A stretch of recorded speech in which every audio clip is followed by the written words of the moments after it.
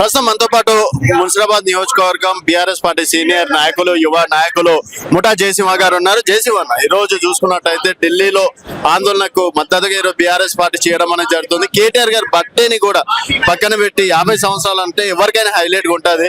అది కూడా పక్కన పెట్టి విద్యార్థుల కోసం రావడాన్ని, మీ నియోజకవర్గంలో ఇంత పెద్ద భారీ కార్యక్రమం చేయడాన్ని ఏ విధంగా చూస్తారు? మనం చూస్తున్నాము దేశ రాజధాని ఢిల్లీలో ఎటువంటి పరిస్థితులు ఉన్నాయో గత నెల రోజుల పాటు విద్యార్థులందరూ కూడా ఆందోళన చేయడం జరుగుతుంది. మరి ఏదైతే ఈ నీట్ పేపర్ లీక్ల అంశం అనేది మొత్తం విద్యార్థి లోకంకి ఎంతో అన్యాయం జరుగుతుంది. విద్యార్థులు అంటే మన భవిష్యత్ తరం ప్రమాదంలో ఉందంటే ఈ రోజు దేశంలో ఉన్న ప్రతి ఒక్క వ్యక్తి కూడా అందరూ కూడా సంఘటన కావాల్సిన అవసరం ఉంది. అందరూ కూడా కలిసి దీనికోసం పోరాడాల్సిన అవసరం ఉందని కూడా తెలియజేస్తున్నాను.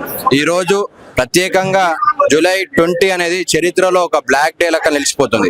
కేంద్రంలో ఉన్న మోడీ ప్రభుత్వము, అదే కాకుండా ఢిల్లీలో ఉన్న ఈ డబుల్ ఇంజన్ సర్కార్, 2 బీజేపీ సర్కార్లు కలిపి విద్యార్థులని టెర్రరిస్ట్ లెక్క చూస్తూ వాళ్ళను కొట్టడము, వాళ్ళ మీద టియర్ గ్యాస్ ప్రయోగించడము, పిల్లెట్ గన్స్ ద్వారా వాళ్ళని బుల్లెట్స్ కొట్టడం అనేది చాలా బాధాకరం. ఈ రోజు విద్యార్థులు వాళ్ళ హక్కు కోసం కొట్లాడుతుండ్రు. విద్యార్థులు వాళ్ళ మాట వినాలని అంటుంటే ఈ రోజు కేంద్ర ప్రభుత్వానికి, మరి కేంద్రంలో ఉన్న పెద్దలకి చూస్తుంటే ఎవరికి కూడా చెవులు కళ్ళు లేనట్టు అనిపిస్తుంది.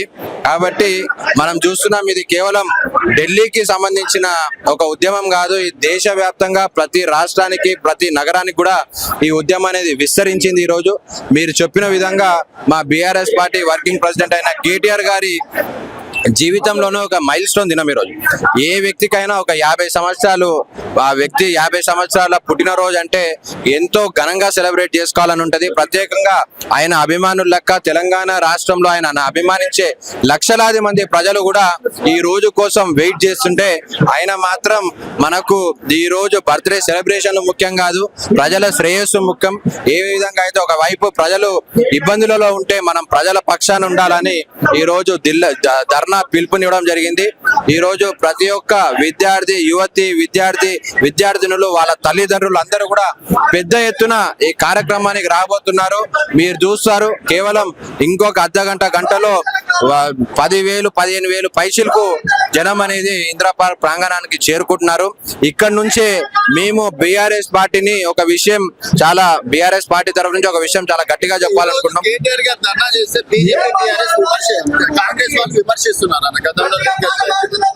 కాంగ్రెస్ వారికి అసలు మాట్లాడే హక్కే లేదు. ఒకవైపు వాళ్ళ పార్టీ అధ్యక్షుడైన ఇప్పుడు రాహుల్ గాంధీ గారు పోయి ప్రధాని ఇంటి ముందు ధర్నా చేస్తుంటే ఆయనకు మద్దతు చేయడానికి ఒకవైపు కేరళ ముఖ్యమంత్రి పోతాడు, కర్ణాటక ముఖ్యమంత్రి పోతాడు, కానీ మన ముఖ్యమంత్రి పోయి వాళ్ళ ఊర్లో ధర్నా చేస్తాడంట.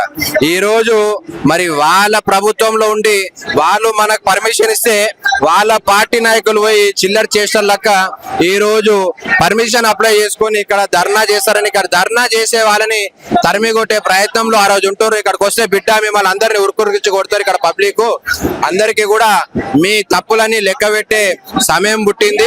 ఎట్టి పరిస్థితుల్లో రానున్న రోజుల్లో కాంగ్రెస్ పార్టీ పతనం అనేది శురువు అయింది. వాళ్ళు పాతాళంలోకి పోయే రోజులు అతి దగ్గరలో ఉన్నాయని సందర్భంగా మేము తెలియజేస్తాం.